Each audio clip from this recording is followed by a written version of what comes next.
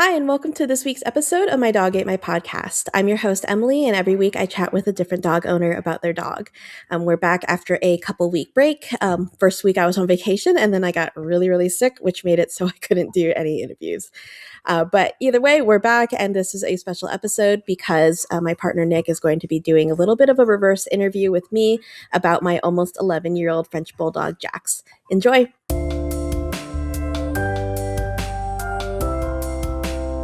Are you ready?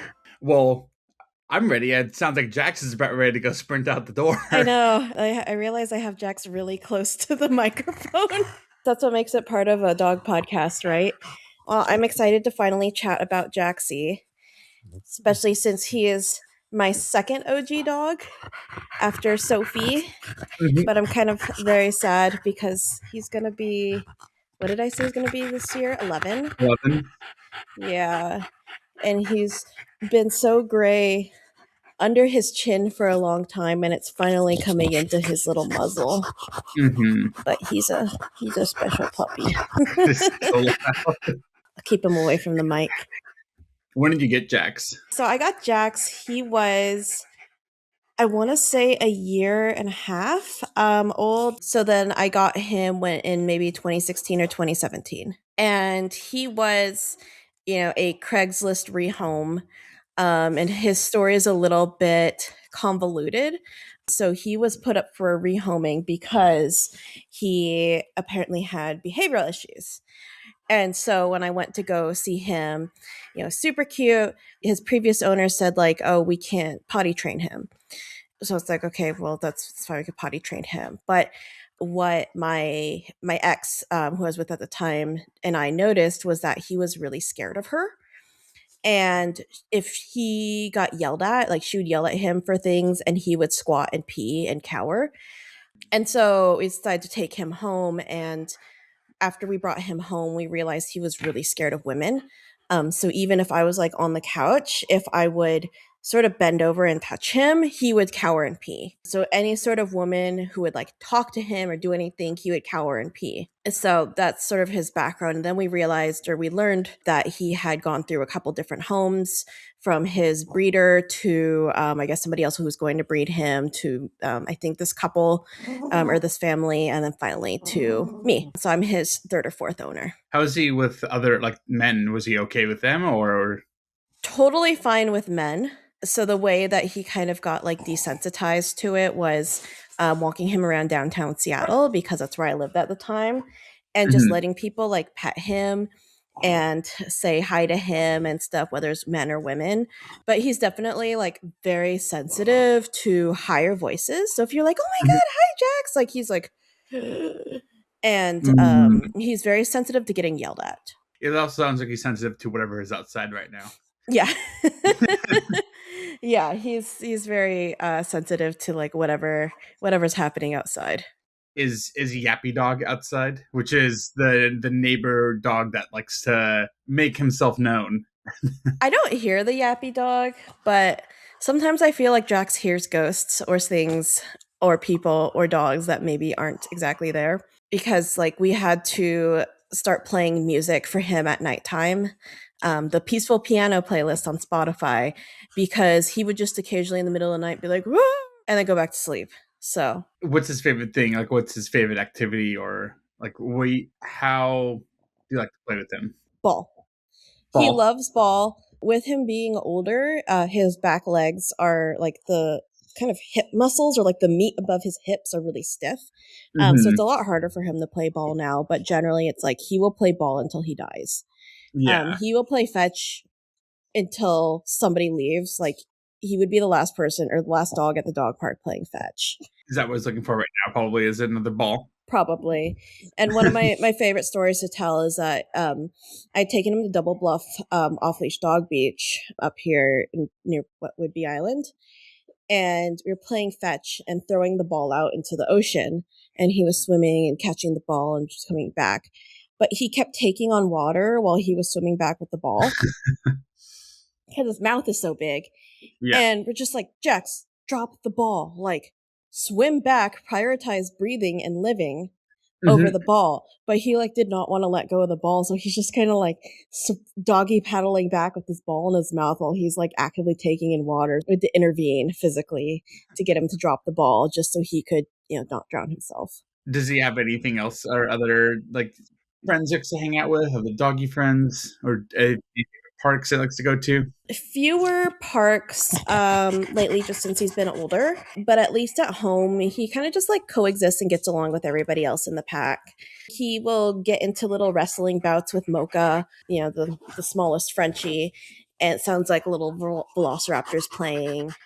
And otherwise, he'll just kind of like, run around, poke around with the other dogs, the Danes and, River, and just sort of do his own thing. But I think his favorite thing is just like watching us and being near us and like, being the little sous chef during cooking or checking the pantry to see what's going on there. I think he likes to imagine he's helping himself to dinner. As he's gotten older, I think he's just really good at, just hanging out, chewing on a ball, woofing at things, and then he'll indulge Mocha when she wants to wrestle him, but But yeah, I know he likes to get into the pantry a lot and make himself very known while cooking, and he likes to grumble a lot, yeah. especially like if I'm making something and he is not being recognized. He'll just sit there and just grumble and make noises.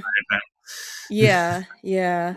Oh, that's like you just reminded me when I made the realization a couple weeks ago when I was volunteering at the wildlife center and there was a really angry eastern gray squirrel. And every time I was close to this gray squirrel, it would kind of make like a noise. And I was like, oh, it sounds just like Jax when he wants attention. Or Hmm. like his consternation noises, like I'm really concentrating, and maybe if I groan at you hard enough, then you will give me food.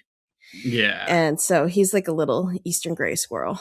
What would be his theme song, or what's the kind of song you have in mind for him?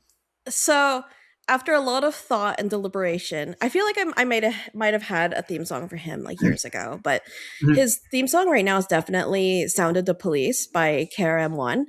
So Hmm. the one that's like whoop whoop, it's the sound of the police, because I feel like that's Wait, the do that again. sound. Sorry, perked up the second you did that. Whoop whoop, it's the sound of the police. Oh, maybe not. Oh Oh, no, yeah, kind of. because I feel like that's the sound he's trying to make to defend the house from other dogs. He's like, I am the police. Hey, stop barking and making noise. But he's not actually like going after other dogs. He's just saying, hey, whoop, whoop, whoop, whoop, bark, bark. I think that's mainly what he does. You didn't like the old '60s Batman theme song Yeah, the for other him one, bat dog. with those big old bat ears. Yeah, he's such a good, like, classic all black Frenchie, which, funnily enough, is apparently not AKC recognized, or it's not like show dog color. Hmm. So his all black color is not like an officially recognized color, but I think he's pretty cool. I like his all black and his little white muzzle now. He's frosty. I think we will actually hear him get a little bit antsy because I can already hear Yappy Dog coming The down the little street. yappy dog. Oh, Yeah, so we might get some special whoops out of Jackson a little bit. he's a good boy. He was even good like back when I was living in an apartment. He would not bark too much. I think he's gotten a little bit more neighborhood watchy as he's gotten older. He's gotten a little bit more like get off my yard, get off my lawn type He's a grouchy. Clint Eastwood big old grouch. Yeah, yeah. Has it been good having him transition from the apartment to the house? And it's a while ago, but Oh yeah, yeah. So I got my house in 2018.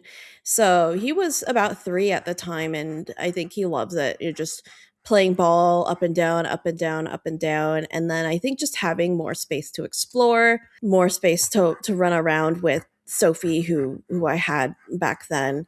And then after getting the house is when I also got the Danes. And so he's like, oh, more dogs to play with. Because he's always like, he likes just being around them, even if he's not actively doing anything with them. And, if they're sniffing something, he'll go sniff too. So I think it's nice because it's like one big dog park.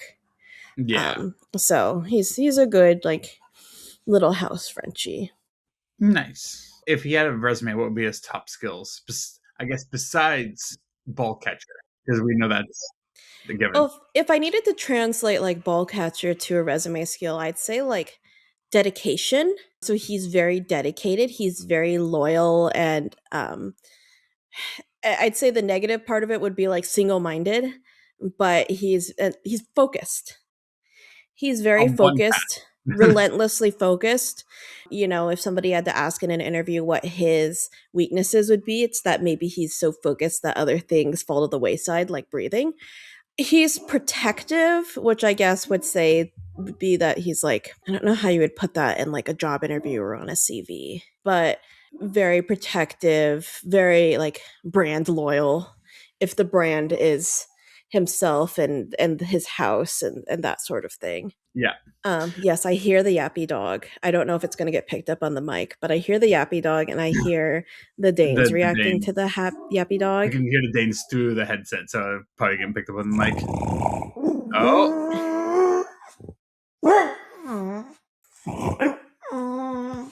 And then I would say resourceful. He's very resourceful. He knows how to get into the pantry and try to look for his own food. It's in a closed container, so he can't actually get it, but he knows where to go and he knows how to like use his little paw to like push open the pantry if it's not closed all the way and just like wiggle himself in.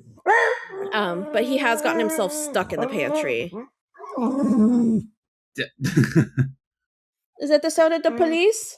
I can just see him staring because I saw the neighbor walk past with the dog. Oh, so you saw He was him. He staring, he's saw it. staring at them. Yeah, Yeah. I think the good thing is, like, even with his age, I don't feel like his hearing or his eyesight has gotten any worse. It's really just the muscle stiffness. So, well, part of me has been a little stressed because he's 11 and, Sophie passed from cancer when she was 9. He seems to be doing pretty well.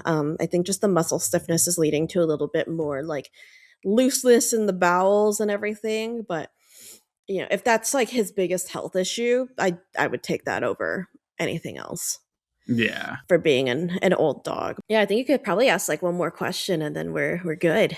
What is his internal voice? I've always thought of it as kind of a dopey boy, like, oh, okay, oh, I'm Jaxie. Oh, this is the sound of the police. Woof woof. Oh, that's always the voice that I've used for Jax. I think he probably thinks he's a lot tougher, but always like a little bit of a tinge of a dopey sweet boy. He's such a good boy, and I love him so much. He's a good sous chef. Yeah. So I think we could call it there and give him time to go woof woof at everything. And yeah, thanks Yeah, for doing the reverse interview. yeah, no problem. I appreciate it. Thanks for being Jax's executive chef and reverse interviewer. Mm-hmm. Happy to do Yeah. it. Yeah. Bye. Bye.